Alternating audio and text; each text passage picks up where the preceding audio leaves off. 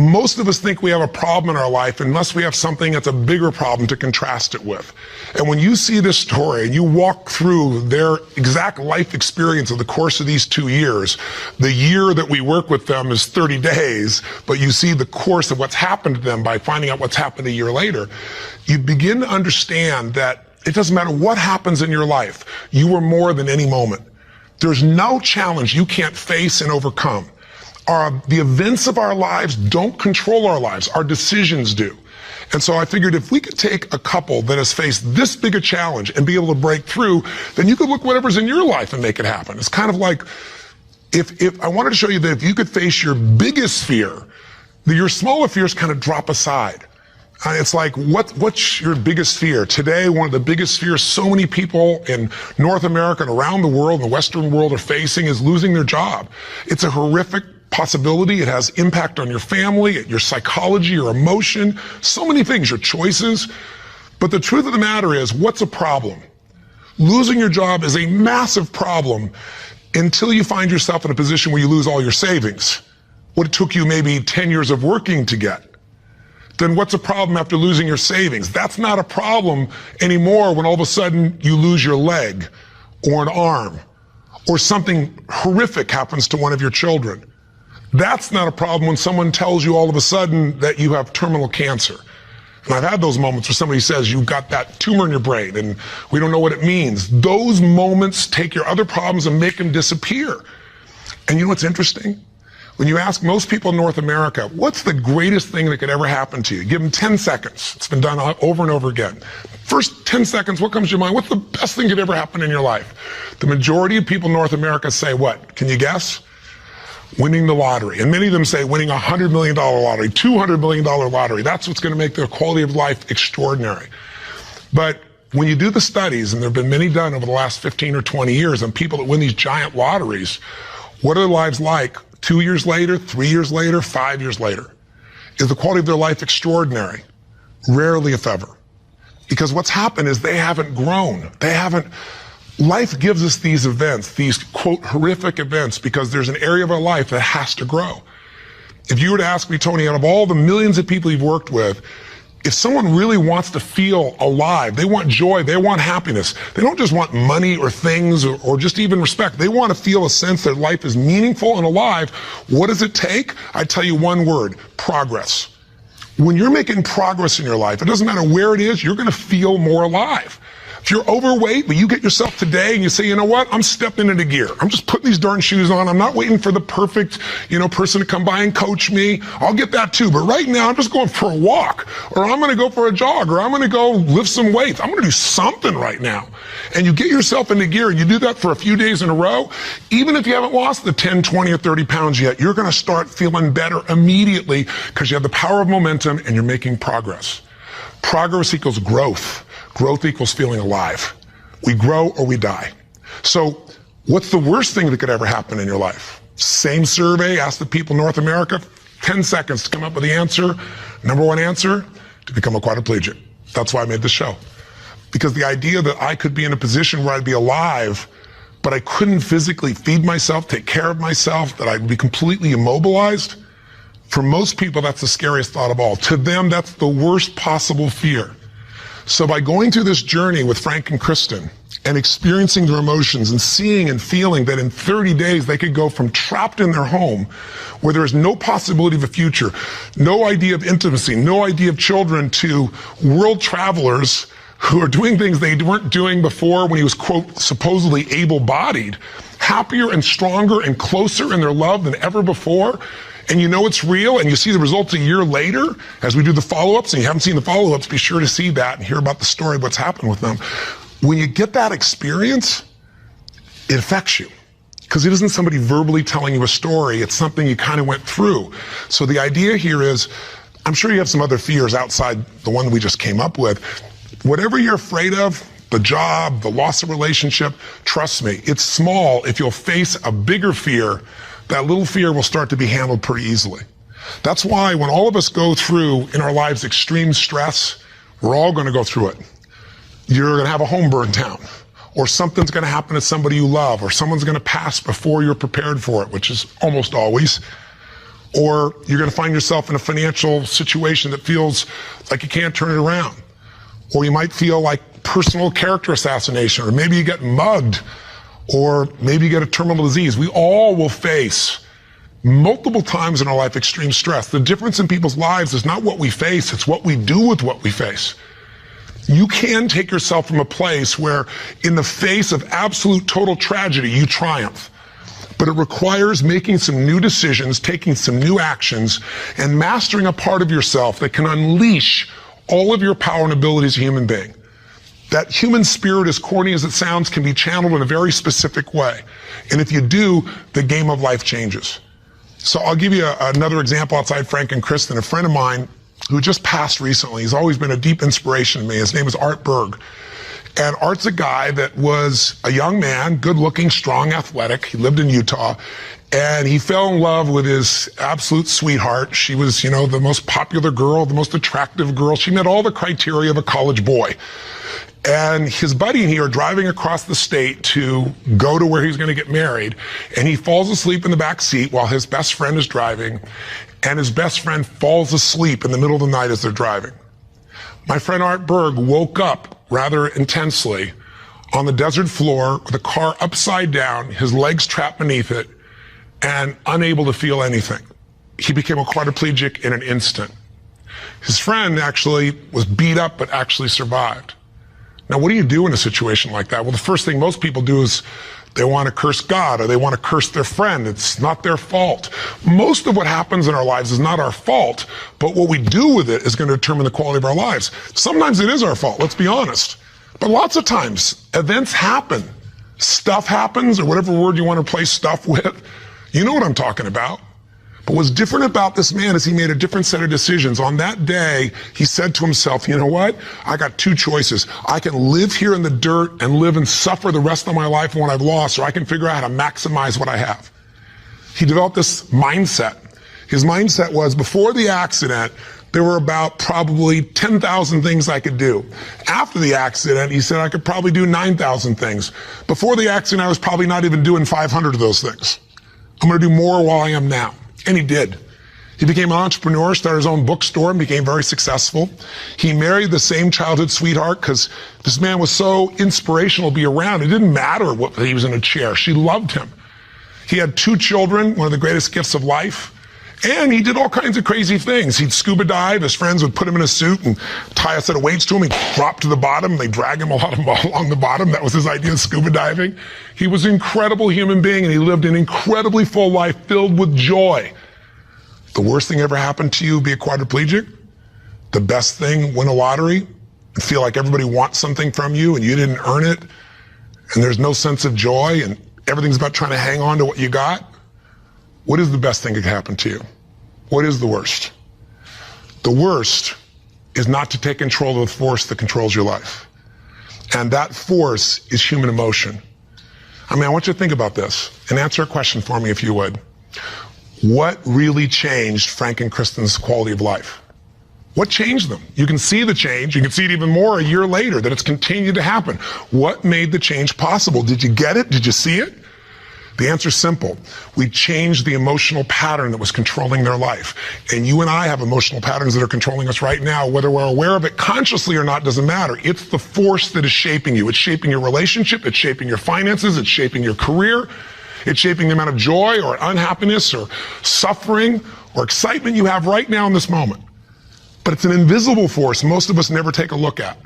You might want to take a look at it right now through the eyes of what we did with Frank and Kristen. Now, what was the emotional pattern that was dominating them at the beginning of the show? You could feel it, couldn't you? And there was this feeling of death, that there was no future. Probably the most common belief system in people in North America and now in Europe. 60% of Americans now believe that the future is going to be worse than the past for themselves and for their kids. 70% of Germans and Europeans, I think it's 80% according to the Pew study recently in France. Around the world, we're starting to believe that circumstances control who we are. Don't get me wrong, circumstances play a huge impact. Events play a huge impact on your life, but they're not the ultimate determining factor. The force of human spirit or emotion is it. With the right emotion, you can unleash things you could never dream of. And I know you know this is true. So take a look, let's analyze. Where do these two live after the accident? Well, where would you live if you were Kristen? I mean, you've lost your future, supposedly. There's no intimacy. There's no chance of children. You've become the full-time nurse to your husband who you love, but now you're changing his catheter every few hours. You're afraid to leave the house because you're afraid, what if he falls over? He may stop breathing. I mean, there's no life. So she goes from the emotions of feeling depressed for the life she's lost to feeling angry. I call it a crazy eight. We get tired of feeling sad, and then we'll get angry for a while, and then we beat ourselves up for being angry at ourselves or God or our partner, and then we get all depressed again. It's a common pattern. You don't have to have something like their event happen in your life to get stuck in a crazy eight. But interestingly enough, she's living in that place, and now what's Frank doing? Frank wants to help his wife, but he's got a limitation we got to break through. He's got a belief. All breakthroughs start with a change in your beliefs. Because once you believe how something is, that means you're certain that's how it is. If you're certain it can't change, you're right, it can't. I can't convince you. No one else can convince you. And Frank's thinking, I'm helpless and I've harmed my wife. And he's living with the emotions of guilt and sadness and depression. And when he's tired of that, he gets completely overwhelmed because he says, if I just would have not jumped in, or if I would have jumped in a different spot, or a million other things that they were different, then I wouldn't have destroyed my wife's life. Instead of saying, my wife needs me right now, and I don't give a damn if I'm trapped physically in this chair, my soul, my spirit's gonna reach her. That's my assignment, to get him to remember that power. To not only get him to remember it, but to get him to use it and shift his wife. And that's what we did through this process. How? Well, the process really was giving him a series of experiences that would change his entire belief about who he is. I could try to tell him, oh, here's what you can do. Yeah, I'm 6'7" and I obviously have use of all my appendages. Easy for me, right? But if I get him to have some experiences, like I bring him to Fiji, and I show him he can get out of the house, more than get out of the house, become a world traveler, and go through all the challenges that are part of that, that if you watch our little section of the story behind the story, you'll hear some things that weren't in the show about that, by the way. But I get him to travel to Fiji, and the first thing I gotta do with him is I gotta get him to experience, not know intellectually, but experience he can make a difference for his wife. He is not helpless. She needs him, and he can transform her. He can take her from crying, sad, out of control, angry, to laughing and giggling and feeling love that fast. It's a beautiful moment in the show if you watched. And all it is something called presence. Something if you're not clear about, do some homework, follow up with us or someone else, figure out how to create that, because that's what changes relationships. Presence. It works. And Frank starts to understand, not verbally, but by his own experience, hey, I don't have to live in that sadness or that feeling of being unworthy or that feeling of being overwhelmed. I can matter. I can matter to her. I don't have to be the person she just takes care of. It was a huge shift in the experience. And I'm giving you Frank's example because it relates to yours. Maybe you have different emotions, but don't we all get to points where we feel like we don't matter or we can't change something? We're stuck, and it's our belief. Great way to break that belief, get yourself another experience. That's what I do with people in seminars. That's what I do in any coaching process. Change it. What do we do after that? We take him through the experience of facing his fears, and we get him to do the skydive together with his lady. And he feels total freedom for the first time since the accident. You get freedom when you face your fear. Not just face it, but you push through it. I get him to face separation from his lady for 10 days. Get him to be in a room with Olympic athletes who couldn't move across the room. He couldn't move across the room, but now they're incredible, and he feels like he's not enough, and he has to push through that. Show him how to get back his dream, drive his truck, get in that thing and drive 100 miles an hour, even though all you got is your elbows to drive the darn thing, and I'm on the other seat. Pretty cool thing. So it was a stacking of these experiences that got Frank to own himself in a new way, to build a new identity, a new set of emotional patterns. So here are the steps, and this is what you want to do. What did I do with him? I did 4 things. That's all I really did at its core. Number 1, for both of them, for Frank and Kristen to transform, I identified where do they live emotionally. That's what you got to do. Where do they live emotionally? Well, we just decided, we just described where they live. Depression, anger on one side, feeling guilty, feeling overwhelmed, feeling sad on the other. There's no way they can change their life with that as the emotional fuel to get you to take action. You're not going to take action. There's not enough intensity to get you to get through the obstacles or the tragedies or the challenges. Once you see what the pattern is and you tell yourself the truth, this is where I'm living, step 2 I did with them, is I identified what's the antidote. So if fear is what's controlling things right now, we need an antidote called courage. Now, courage doesn't mean that you're not scared. Courage just simply means that you're scared to death, but you do it anyway. It's an emotional muscle. It doesn't feel good. You just exercise it. That's what courage is. I mean, everybody you know has different emotional patterns. And it may be hard to see it in yourself, but I bet you know in other people. I mean, come on. Don't you know somebody who lives every day and they're angry all the time, or they're pissed off, or they're frustrated, or they're worried all the time? I mean, haven't you met people at different times who, don't you know somebody that's always kind of playful or crazy or cracking jokes? Better yet, do you know somebody who's not really funny, but they think they are? And they tell a stupid joke and everything else. It's not even funny, but they crack themselves up so much that you find yourself cracking up, right? I mean, people have patterns. The question is, what's yours? See, if you can identify the patterns in other people, you can start to see them in yourself as well. And you know what we all do? We all find a way to try to get what I call home. Home is, I noticed after 9/11, I'm with 2,000 plus people from, I think it was 45 countries. I was in Hawaii. The accidents happened, the tragedy happened, you know, the attacks happened, and we got the information at 3 o'clock in the morning in Hawaii, and we had, you know, 100 plus people, 200 people that were from New York, many of which, you know, worked and had offices and friends in the towers, and all their friends died or their whole company disappeared. And I had to bring these people in from all these countries with different religions, different backgrounds, different belief systems. Some people were celebrating. Other people were crying and saying it was the end times. It was unbelievable. I noticed all this emotion around me. And the biggest thing to put them all together is I had to say, what's really going on here? And I noticed angry people got angry. Sad people got sad. Guilty people, a nurse, she was guilty, she wasn't there helping people, but she's always guilty. The angry lady's always angry. We all have a home. Many of the people didn't live in the United States, didn't know anyone in New York City, and they were yet angry, guilty, or sad. Why? They weren't angry, guilty, or sad about the 3,000 people a day that die of cancer and heart disease. They're all mothers, fathers, children. I pointed out that day. You can't be convenient with your compassion, and yet most of us are. We're unaware that we use events as a trigger to get home, back to the patterns we know, even if it's uncomfortable. So if you identify where you live, emotionally, the patterns are limiting you, the second piece is find the antidote. Courage can replace fear. If you're feeling this unbelievable feeling of overwhelm, you need love or support. And not just go get it, go give it. See, finding that antidote starts to change the game. And then after you identify it, you find the antidote. Number 3 is you got to practice that emotion. I know that sounds weird. I'll explain what I mean in a moment. But you got to do that emotion enough consciously that you can go from frustrated or depressed to determined.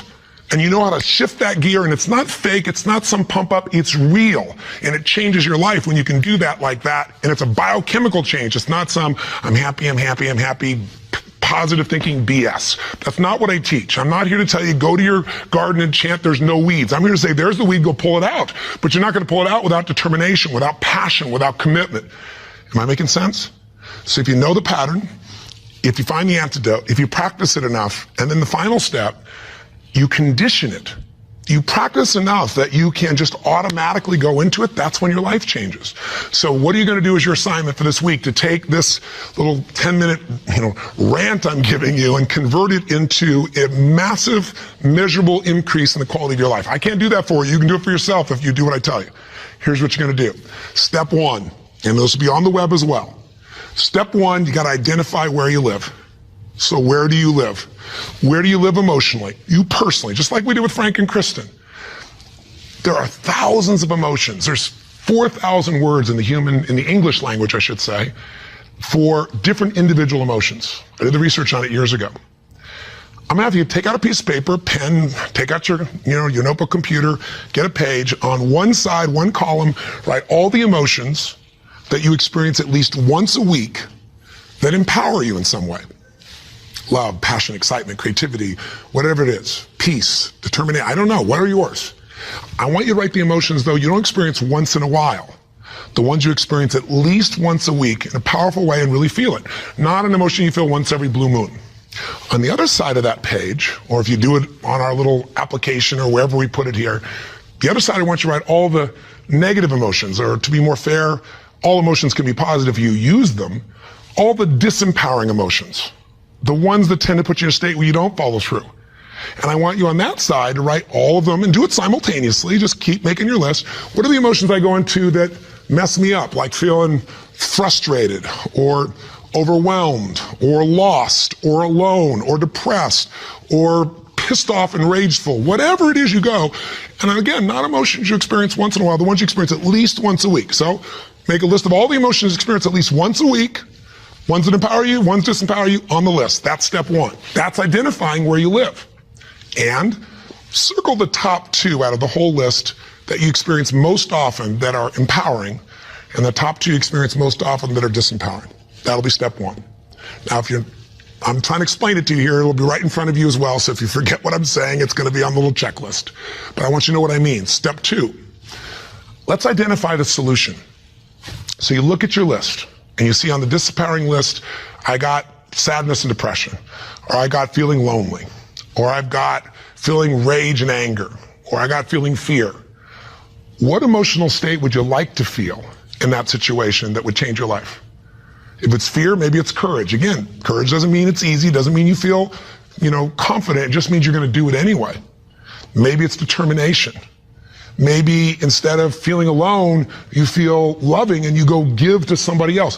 What's the antidote? What's an emotional pattern that if you live that, it would change the game? Is it faith? Is it passion?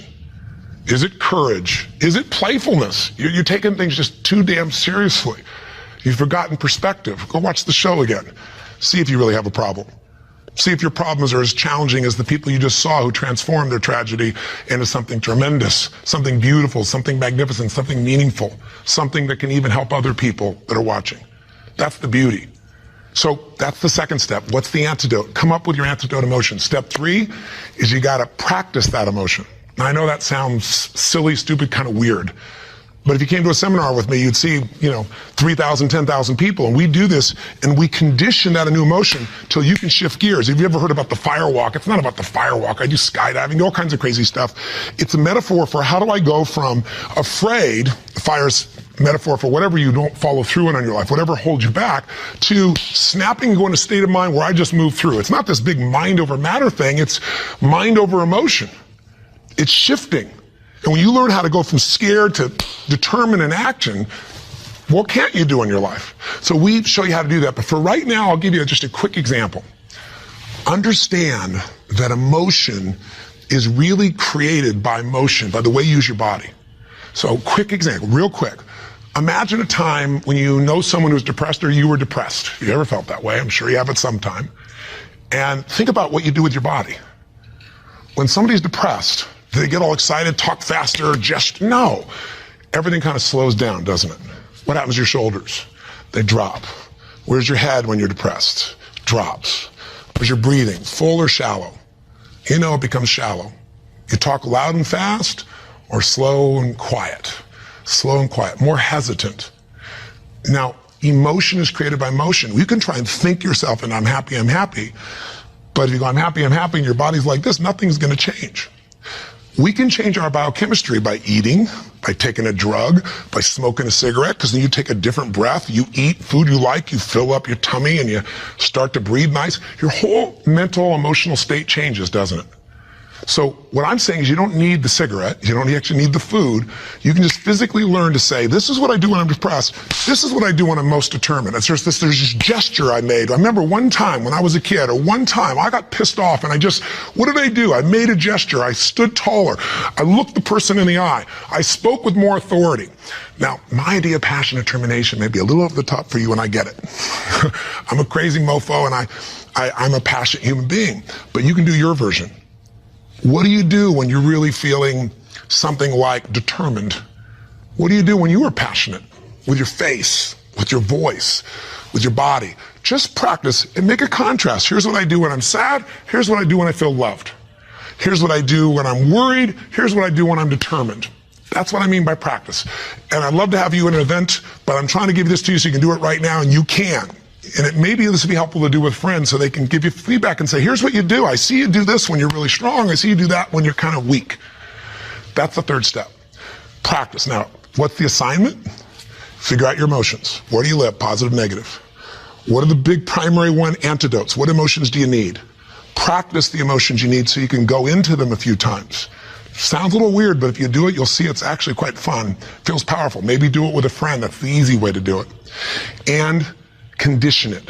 And that means take the next 3 days, do this 3 times. Figure out the difference and shift from not sure, worried to determined. From overwhelmed, I don't know what to do, to focused. And you just deliberately, physically make the change from one to the other. 3 times for 3 days. If you're bold, do it for 7. But if you do this 3 or 4 times a day for 3 to 7 days, you'll start to get a pattern in your body. And the pattern in your body, a new pattern, means a new life. Our life's a reflection of our emotional patterns. If you live in sadness and depression, you could have $1 billion and your life is called sad and depressed. If you're living feeling grateful, feeling alive, feeling passionate, your life is filled with gratitude and passion. Doesn't matter what's happening anywhere else. And you can face any challenge from those emotions and you can overcome. Does this make sense? This is how you can take what you watched in that show and convert it into some actions that'll change you. Very simple approach. Or come see me or get some coaching. I've got all kinds of resources, but this is something you can do right now. You don't need anybody else to make happen. You just need a little ability to take action. Make sense? And if you haven't seen the show, for God's sakes, go on Hulu and watch the show, or all this will just sound like a bunch of words. If you've had the experience, you know what I'm talking about, and you've witnessed it, it'll be real in you right now, and you'll get a sense of what you can do to move forward. And if you can't find it on Hulu, once again, send us a little email, and we'll make sure we find a way for you to be able to observe or experience the show directly. And last thing I'll say to you is, the best way to keep something in your body is share it with somebody else. The whole philosophy of my life has been, if your life's going to be meaningful, you can't just be about me, you got to be about we. So if you can, if you feel like it, if your spirit's touched by this, help us pay it forward. Share this with your friends. You can share the clip of our show. You can share this little section. We got all kinds of ways. Just take the clip and send it. And we even have a way you can push a button once again and send it virally to everybody. Everybody who's on your email list. We'd love it if that works for you. If you don't, we're totally respectful of that. But in the end, I can promise you one thing. If you will do this, if you'll discover your current emotional pattern and you'll change it through a little bit of practice over and over again, you will change the quality of your life no matter what you're facing. Make sense? Thanks for taking the time. I hope this was close to 10 minutes. I went a little crazy, but it's really just designed to try to really serve you. So till I see you again, hopefully next week, live strong and live with passion. God bless.